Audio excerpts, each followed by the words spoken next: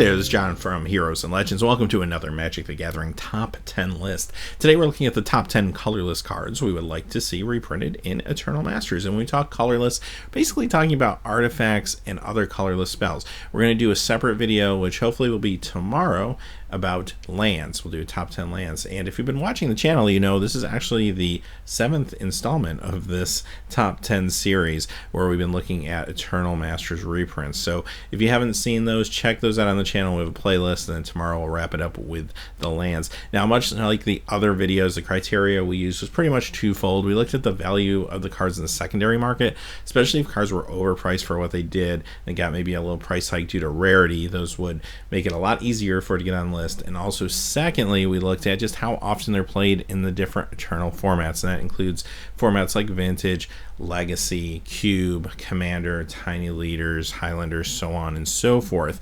Now, having said that, reserve list cards, they won't be on here because we know that reserve list cards will not be reprinted in Eternal Masters, unfortunately. But that's a story for another day. Let's jump into the list. We're going to start off with some honorable mentions. Now, you look at these honorable mentions and you can tell how difficult a colorless top 10 list would be, right? These are cards that all desperately could use reprinting. Sensei's Divining Top, maybe the one that stands out the most. I couldn't even believe that it just missed the top 10 list. This is an uncommon. Saw reprint in a From the Vault, but really, come on now. This thing is way too valuable for an uncommon. Sees tons of play in a lot of different places. We need this thing reprinted.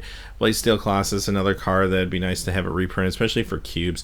Ugin, not a very old card, but still sees a lot of play in Eternal formats. Emrakul, granted, it is banned in Commander, but still sees a lot of play in a lot of places. And even recently, there's been some pretty good Legacy decks that have been running this card. All right, let's see what actually made the top 10. Coming in at number 10 is Umezawa's Jitte. Now, this is a $30 card. If it was legal in Modern, I'm sure this would be much, much higher. This would probably be like an $80 card or something crazy like that.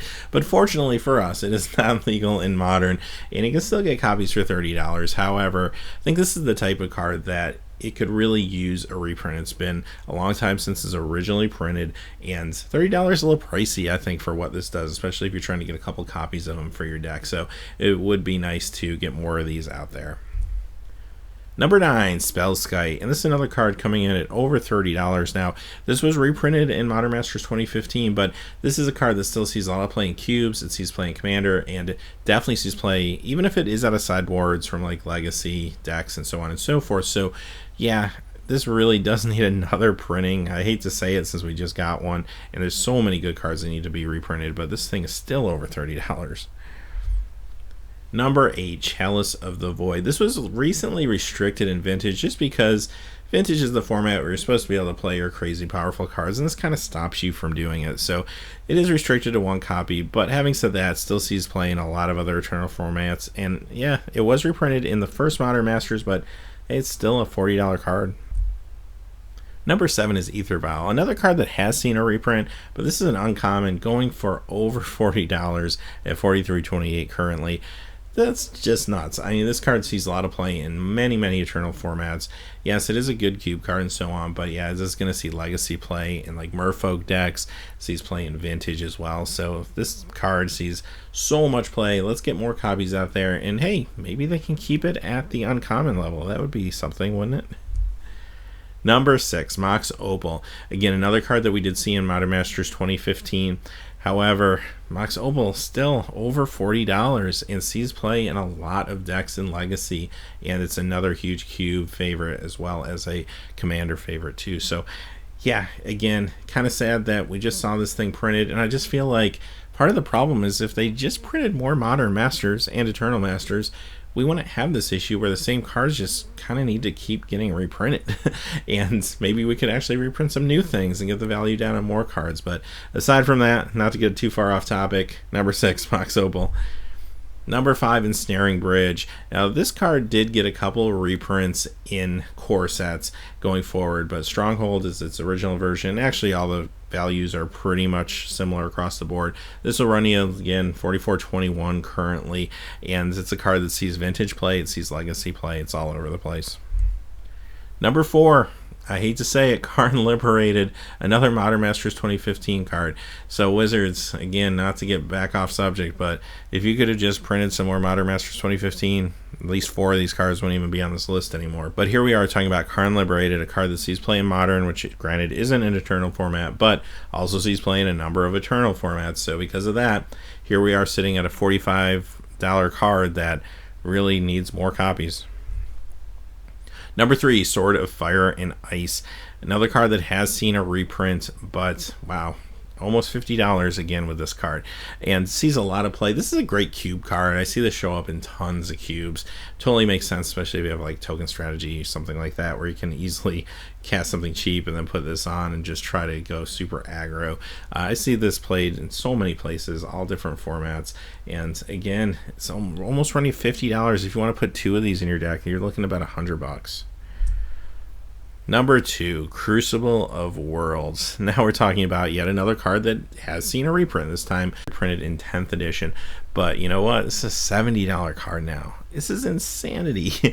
So fortunately, it doesn't see a whole lot of modern play, even though it is modern legal, but it does see a whole lot of legacy and vintage play, and it's kind of a casual favorite too. So you see this showing up in cubes all the time, Highlander, all sorts of different styles of gameplay, but folks like to use Crucible of Worlds. It's just a fun card.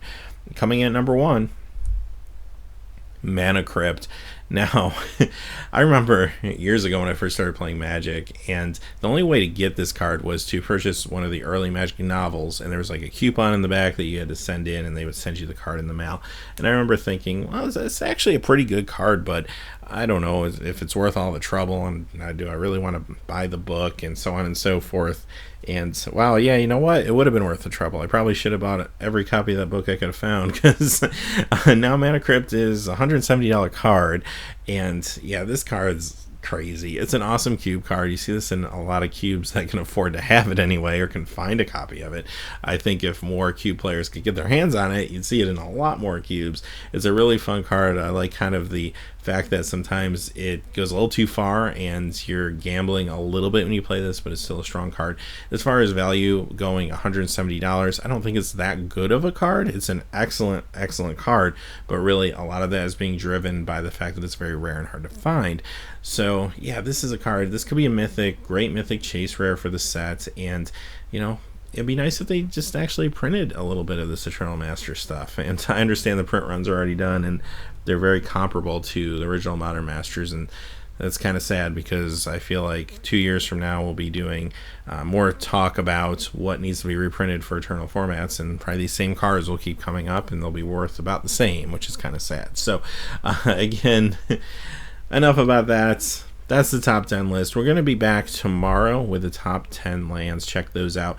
And after that, hopefully on Monday, at the latest, we'll start getting some spoilers from Wizards about cards that are in the set. So we will be back every day that spoilers are released. So I'm assuming every day next week with a video to help recap them and kind of compile them for y'all. So until then, hey, thanks for watching. Please remember to like and subscribe, and have a great day.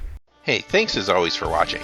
This video, like all my videos, was made possible by the generous support of viewers like you on Patreon. Even a donation of $1 helps me to keep growing this community and creating better quality videos for all of you. Check out our Patreon page for exclusive giveaways and future goals for the channel. If you haven't had a chance yet to subscribe, hit that subscribe button so you don't miss any of the MTG news, spoilers, set reviews, product openings, or finance videos on Heroes and Legends. Talk to you again soon, and have a good day.